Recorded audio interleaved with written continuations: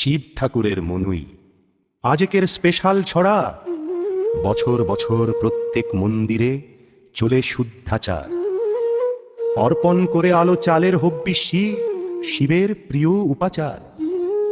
পিতলের হাঁড়িতে রান্না চলে, সঙ্গে আতপ চাল, বামুন ঠাকুর নাড়তে থাকে বেয়া খোয়ার জাল।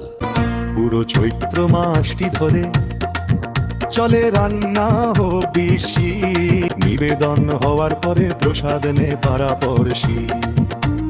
সংক্রান্তি থেকে হয়েছে সূচনা, চলছে প্রতিদিন। 28 দিন পূর্ণ হলেই পড়ে গাজনের সিং। বাটিতে বাটিতে প্রসাদ বিলি, বাচ্চা থেকে বুড়ি, আমাকে দাও লাগায় হুড়ো হুড়ি। শিব ঠাকুরের মনুই আজকের স্পেশাল ছড়া।